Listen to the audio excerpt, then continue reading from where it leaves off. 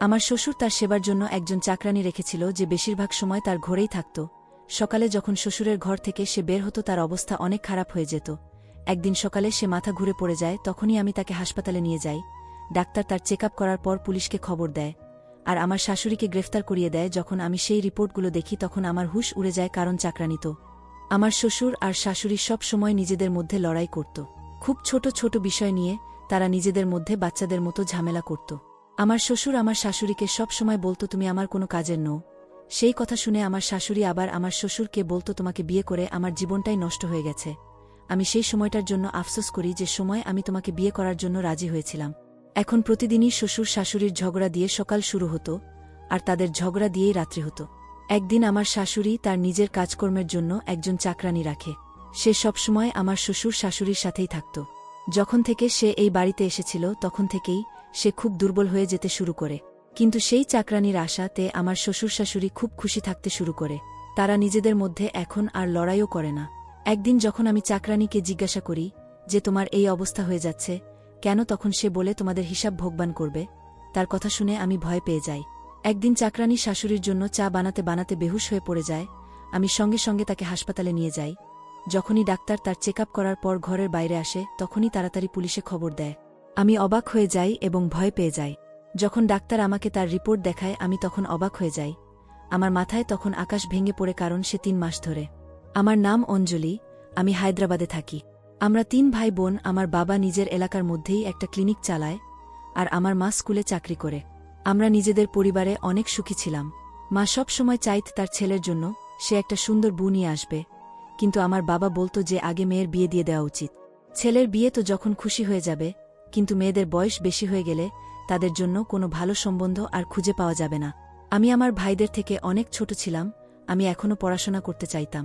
আমার ঠাকুমা এবং বাকি পরিবারের লোকজন চাইত যাতে আমার বিয়ে হয়ে যায় খুব তাড়াতাড়ি। এমন নয় যে আমি তাদের ওপর অনেক বোঝা হয়ে গিয়েছিলাম। আসলে তারা আমাকে অনেক বেশি ভালোবাসত। আমার নিজের ভাগ্যের উপর পুরোপুরি ভরসা ছিল, কিন্তু আমি এখনই বিয়ে করতে চাইতাম না। আমরা মধ্যবিত্ত পরিবারের মানুষ হলেও আমরা নিজেদের মধ্যে অনেক খুশি ছিলাম। যখনই আমার পরীক্ষা শেষ হলো, আমার ঠাকুমা আমার হাতে ঝাড়ু ধরিয়ে দিয়ে বলল, এখন থেকে বাড়ির কাজকর্ম করা শুরু করে দাও।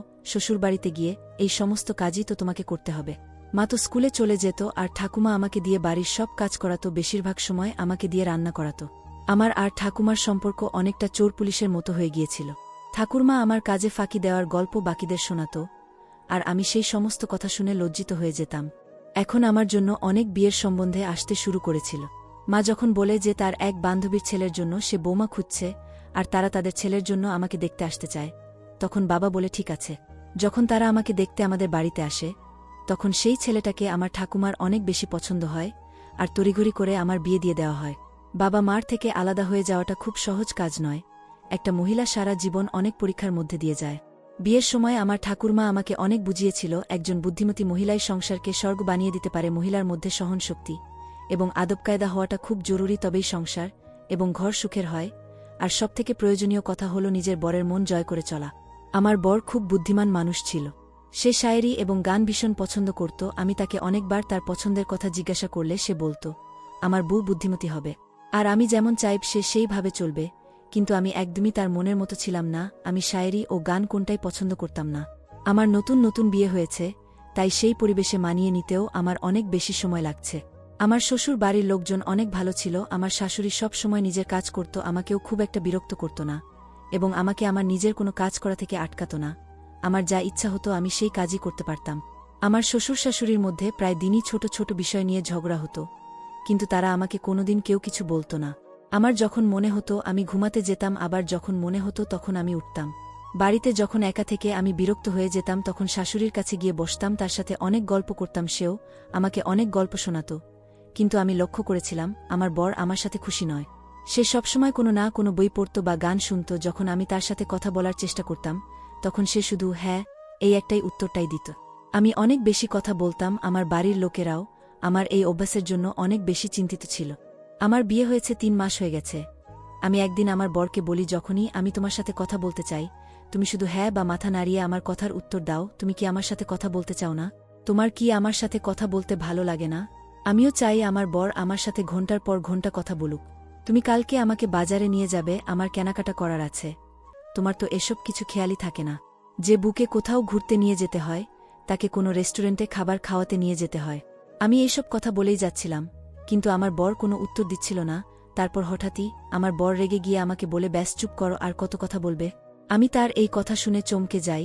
আমি অদ্ভুতভাবে তার দিকে তাকিয়ে থাকি, আমার যেন কেমন ঝটকা লাগে। কিছুক্ষণ পর আমি নিজেকে স্বাভাবিক করে বলি, আচ্ছা ঠিক আছে, আমি আর বলবো না। তখন আমার বর বলে, না না, তুমি থামবে কেন? তোমাকে আর চুপ করে আমার উপর দয়া করতে হবে না, তুমি তোমার মতো কথা বলেই যাও। তুমি তো আমার জীবনটাকে নরক বানিয়ে দিয়েছ, তোমার সাথে কি কথা বলবো? আমার তোমার মতো ফালতু কথা বলার এত সময় নেই। আমি কিছুতেই বুঝতে পারছিলাম না যে আমার বর কেন আমার উপর এত রেগে গেল। বাবা মা একটু তাড়াতাড়ি আমার বিয়ে দিয়ে দিয়েছিল, আমার বয়স তখন সবে 20 বছর। সেদিন আমার মনটা পুরোপুরি ভেঙে যায়। ভাঙ্গা মনে আমি চিন্তা করতে থাকি, আমি আমার বরের সাথে এমন কি করলাম যার জন্য আমার বর এত রেগে গেল আমার উপর। আমার বর সব সময় একজন আদর্শ বউ চাইত। আমি মনে মনে ভাবলাম, হয়তো আমি তার আদর্শ বউ নেই, সেজন্য সে আমার সাথে এরকম ব্যবহার করছে। কিন্তু তারপরেও আমি তাকে জিজ্ঞাসা করতে চাইতাম, যখন সে আমাকে পছন্দই করে না, তবে আমাকে বিয়ে কেন করল? আমার অনেক কান্না পাচ্ছিল। আমি আমার শাশুড়ি মায়ের অনুমতি নিয়ে আমার বাপের বাড়ি চলে আসি। বাপের বাড়ি এসে দেখি সেখানে শুধু ঠাকুমা ছিল। আমি তার গলা জড়িয়ে ধরে অনেক কান্না করতে থাকি। আমি তাকে সব ঘটনা বলে দিই। সে কিছুক্ষণ চুপচাপ থেকে আমার সব ঘটনা মন দিয়ে শুনে আমাকে বলে, দেখো, সংসার তৈরি করা এত সোজা কাজ নয়।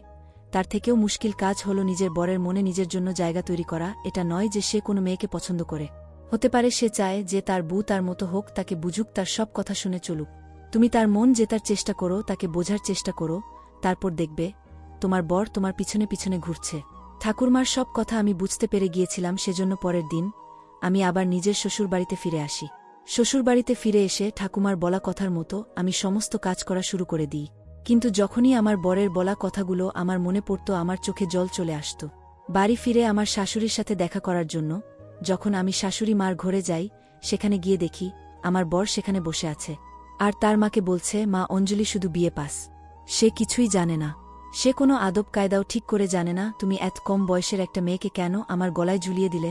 আমি তোমার ছেলে, আমি ভেবেছিলাম যে তুমি আমার পছন্দের কথা মাথায় রাখবে, আমার পছন্দ মতো আমার জন্য একটা মেয়ে খুঁজে বার করবে, কিন্তু তুমি তো আমার পছন্দের কোনো খেয়ালই। এই কথা বলে আমার বর নিজের কথা অসমাপ্তি রেখে দেয়।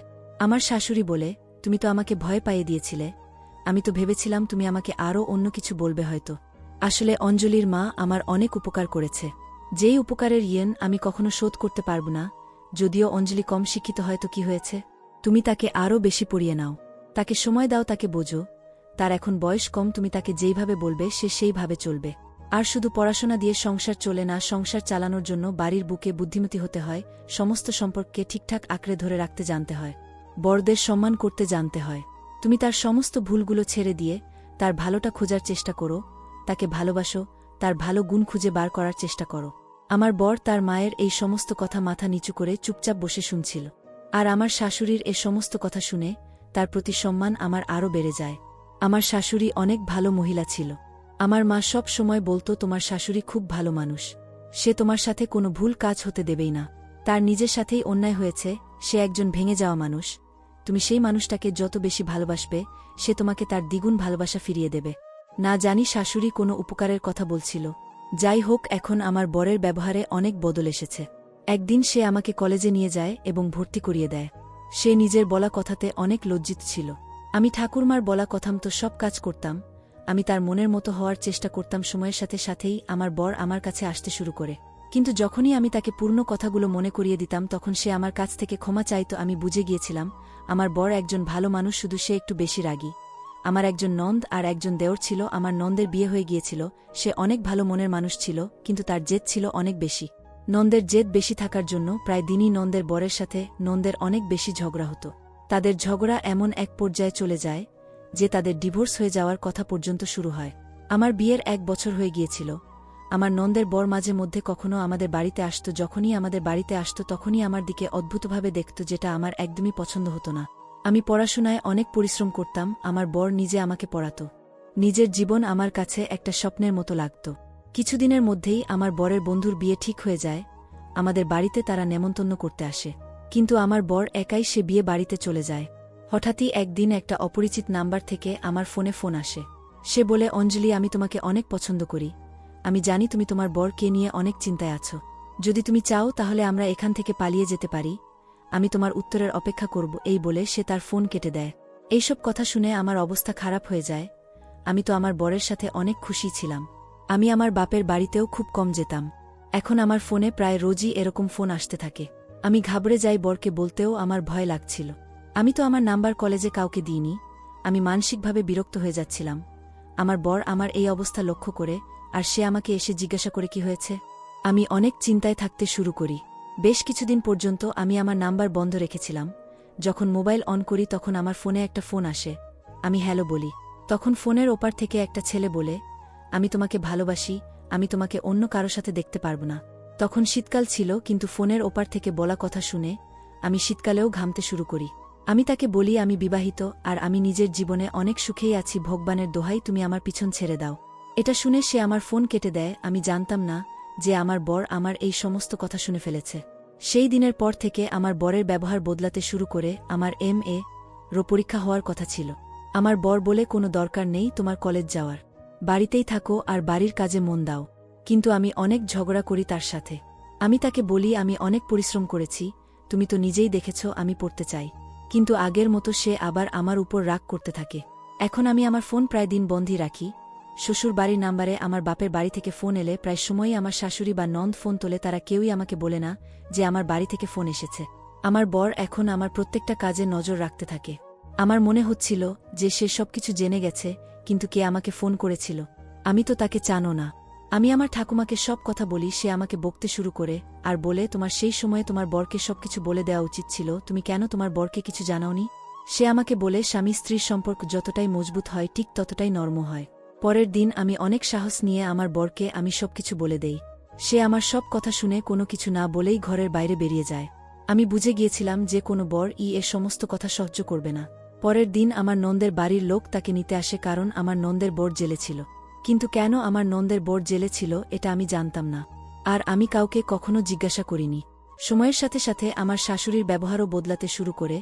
এখন আমার শ্বশুর শাশুড়ি আগের মতোই ঝগড়া করতে শুরু করে, আর সারা বাড়ির দায়িত্ব আমার কাঁধে এসে পড়ে। আমি সারা দিন নিজেকে ঘরে বন্ধ রাখতাম। নন্দ নিজের বাড়ি চলে যায়, আর আশ্চর্যরকমভাবেই আমার ফোনে সেই ছেলেটির ফোন আসা বন্ধ হয়ে যায়।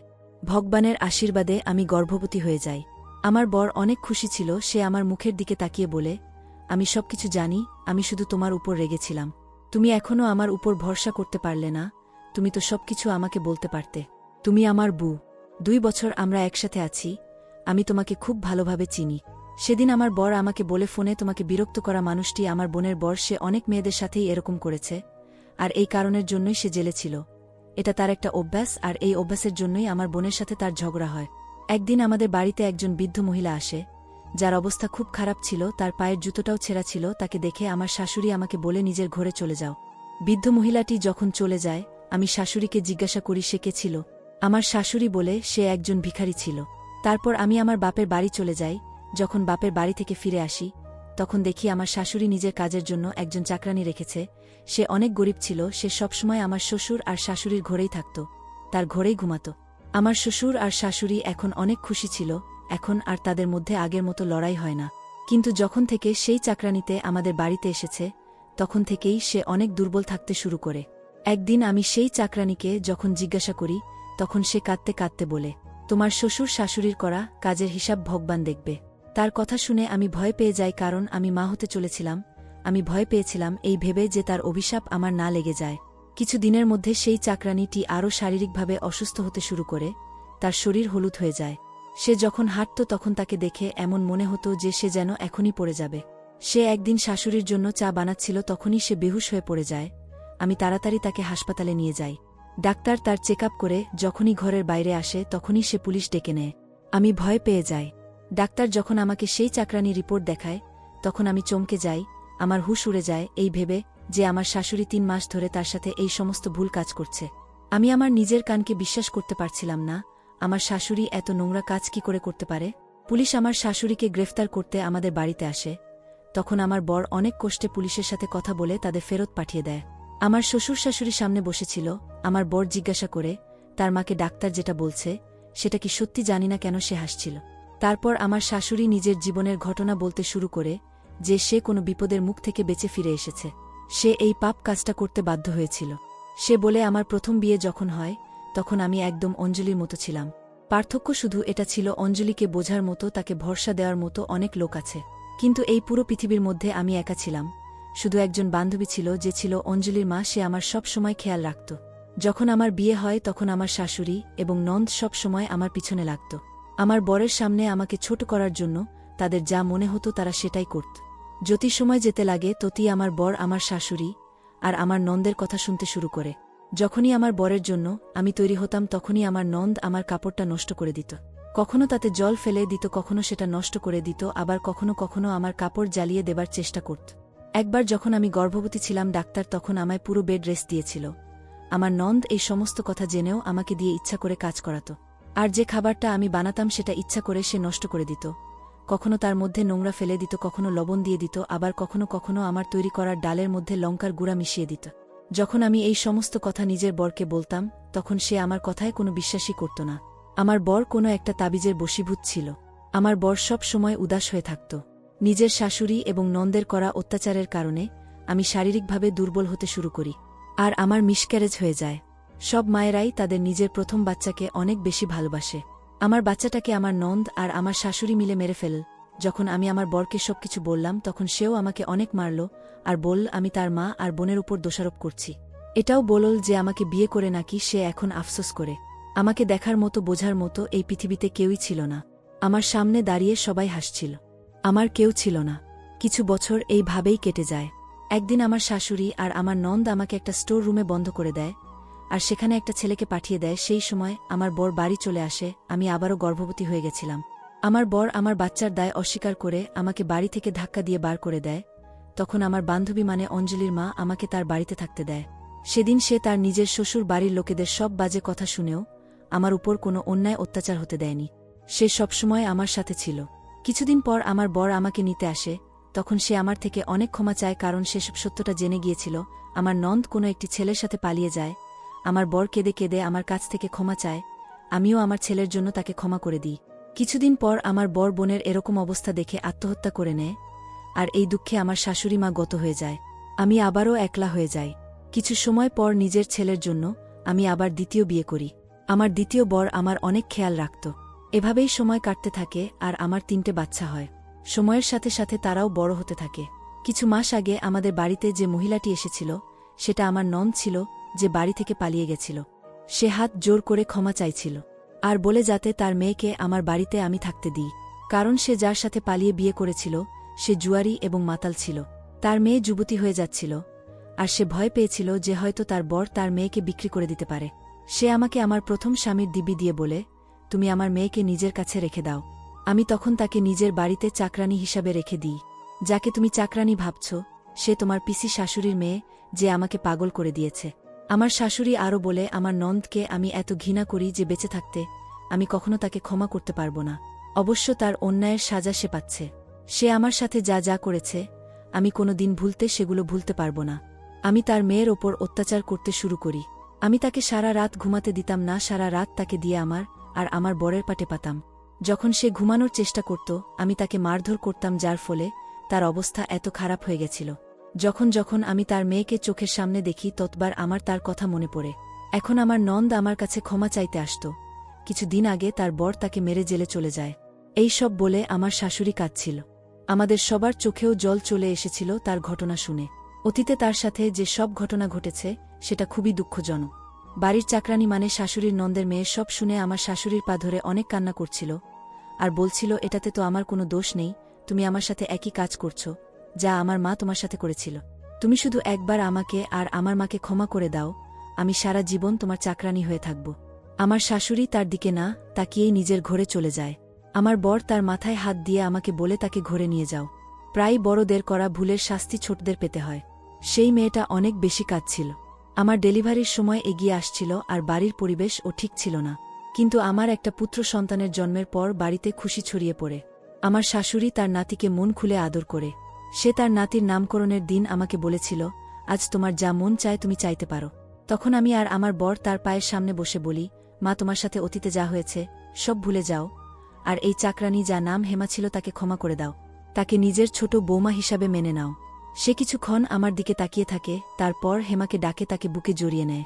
অবশেষে আমার শাশুড়ি হেমার কাছে ক্ষমা চায়। এই ঘটনার পর কেটে গেছে অনেকগুলো বছর। এখন হেমা আমার দেওরের বউ হয়। এখন আমার শ্বশুর আর আমার শাশুড়ির সাথে ঝগড়া করে না। এখন আমাদের বাড়িতে শুধু সুখ, শান্তি আর খুশি বিরাজমান। ধন্যবাদ বন্ধুরা।